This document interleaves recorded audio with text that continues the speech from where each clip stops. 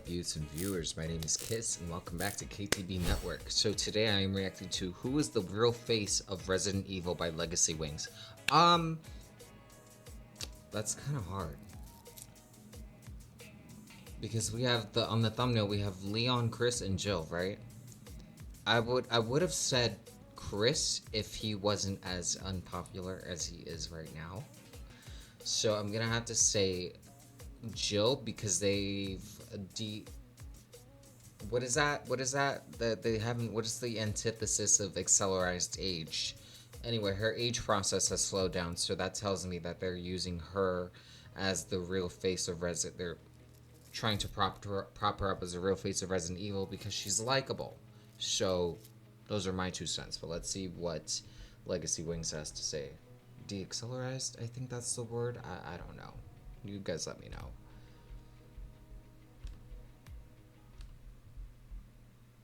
Hey, today I wanted to make a video talking a little bit about Resident Evil, its games, its series, and its movies. More specifically, I want to discuss who the real protagonist is, the most important one. Yes, or maybe, I love to put that it in better terms, I love that they had Leon and Jill finally meet.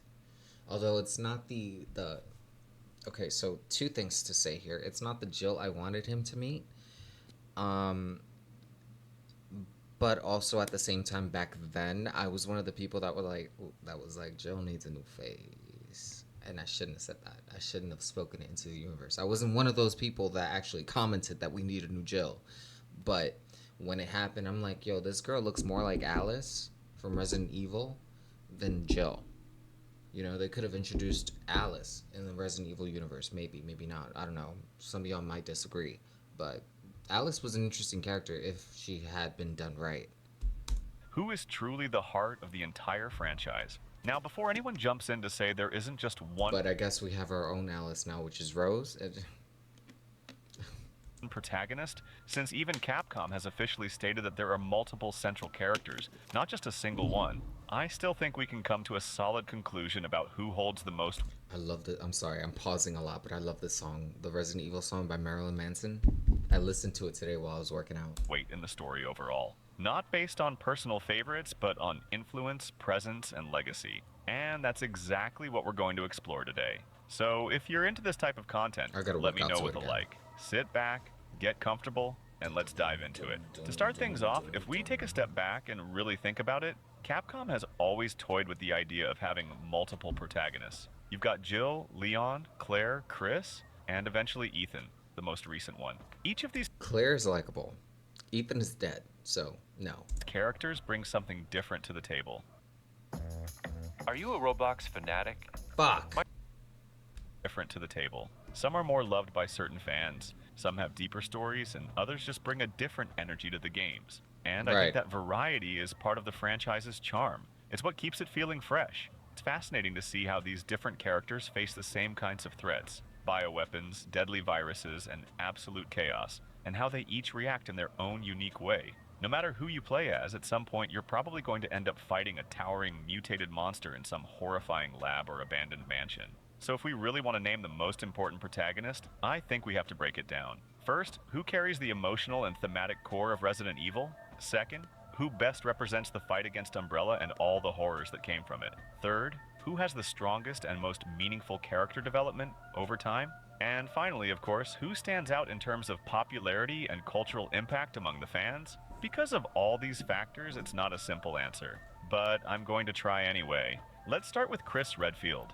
He was one of the originals, the Right. classic, no-nonsense soldier with noble intentions and top-tier combat skills. Now let's be honest, pretty much everyone on this list is well-trained and insanely capable, or Right. they wouldn't have survived this long.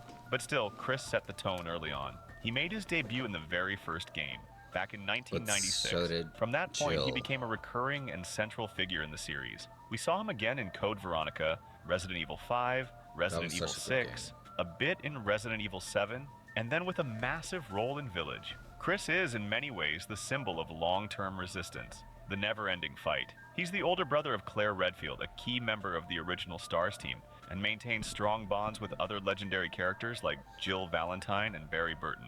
Chris is the kind of character who keeps going Barry. no matter what. Barry's a reoccurring character who I really enjoy. I really enjoy his quips, and it's kind of a shame that he's not involved more. I mean, the last time we saw him was in Revelations 2, and that was a great game. But it's kind of a shame that he's not more immersed in this universe. Capcom itself and many longtime fans see him as one of the franchise's core figures. When he was just 25, Chris survived the infamous And Spencer Mansion incident, Morga, she's a good mirror. an event that shook him to his core. From that moment on, he became deeply committed to stopping Umbrella and bringing justice to those responsible, especially Albert Wesker, his former captain, who betrayed and manipulated his entire team for his own twisted goals. But then, of course, we've got Leon S. Kennedy, and this is where things really start to get interesting. Leon began his story as just another rookie. In Resident Evil 2, he's a brand new police officer reporting for his first day on the job, only to walk straight into the nightmare that was Raccoon City. Talk about bad timing. Upon arriving, he's immediately thrust into chaos. The city is collapsing under the outbreak of the T-virus. Monsters, death, and destruction are everywhere. And despite being completely unprepared, Leon rises to the occasion. Alongside Claire Redfield and young Sherry Birkin, the daughter of an Umbrella scientist, he manages to survive Two one of Umbrella the scientists. worst outbreaks in the franchise. But what makes Leon stand out isn't just his survival, it's what he becomes afterward. He doesn't go back to being a regular cop. Instead, Nope. he's recruited by the US government and becomes a secret agent tasked with high-risk, high-stakes missions, like protecting the Yes. president's family. From that moment on, Yes. Leon's evolution is just insane. He goes on to battle global threats, face new forms of bioweapons, and prevent disasters on a massive scale. Resident Evil 4, where Leon is the main character, is without question one of the most iconic entries in the entire franchise. It's one of the best games. It's actually the best game because you could play it over and over and over, the old and the new.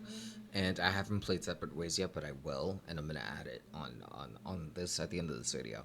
And Leon, he's at I'm gonna add the link to it. his face. He's the If you guy on the wanna cover. subscribe. That alone carries a lot of weight. Honestly, if you were to walk down the street and ask random people who the hero of Resident Evil is, most would probably say Leon without even thinking about it. Next up is Jill Valentine. She's the second playable character in the series and the first female character you could control. She appeared right alongside Chris in the first game, and has remained a crucial part of the franchise ever since. Jill has been in multiple games, movies, comics, and even I feel like they tried to model this Jill after Sienna. That's what I feel like they tried to do. novels. She's more than just a recognizable face. She's foundational to the story Which they should have gotten Sienna for Jill. But alright, we already have this animation anyway. of Resident Evil. She was one of the first people to see what Umbrella was doing. She was in the Spencer Mansion during that original nightmare. And yes, I've seen the Sienna mod for Jill. Been fighting this battle since the beginning. Jill doesn't have a massive organization behind her. No high-tech squad. She was always more about standing her ground alone, doing what's right with whatever tools she had. That's why so many fans connect with her. She represents the individual struggle against a corrupt system. Jill, more than almost anyone, captures that survival horror vibe that defined the early Resident Evil games. You feel the fear with her, the desperation, and the will to fight back anyway. Then there's Claire Redfield. She's not a soldier or an agent or anything like that. She's just a regular person who got thrown into all this while searching for her brother. In Resident Evil 2 and Code Veronica, Claire shows incredible bravery. She doesn't have training, but she doesn't back down. She adapts, she fights, and she's What I find interesting is she had all these skills and all these moves, especially running, and they took that scene of her dropping the gun and then grabbing it from below and shooting the cops. What kind of skill is that if you don't have any military or any kind of background like that? Like, where does that come from? Game logic, but it was still badass. survives. Her journey is very human. It makes you wonder, what would you do in that situation? Claire gives us the most grounded perspective. She's a survivor, yes, but more importantly, she's someone we can actually relate to. She's also been part of several other titles They made this Claire look and like a movies, baby face. like Degeneration, The Dark Side Chronicles, and Operation Raccoon City. She's one of the few who survived the Raccoon City disaster and lived to tell the tale. Before all this started, she was just a university student. No combat background, no secret past. Just a sister looking for her brother. It But fits, the it horrors fits, she the face witnessed fits. changed her forever. Now, I know I'm skipping over a ton of events, games, For a and college movie student. appearances for each character. But my goal here is to give you a strong overall picture to help us understand who really stands at the center of the saga.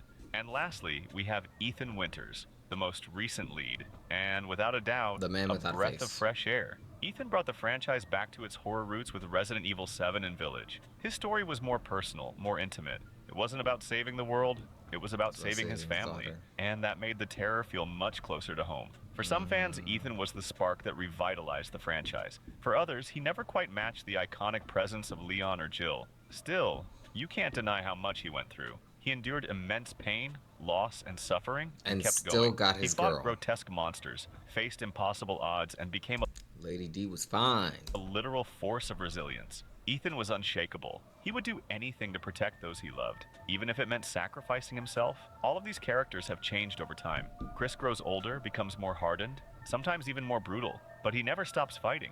Leon becomes more jaded, more sarcastic, but he keeps showing up when he's needed. Their motivations, though, are all a bit different. Chris is driven by guilt. He believes he failed at Raccoon City, and he's sworn never to let that happen again.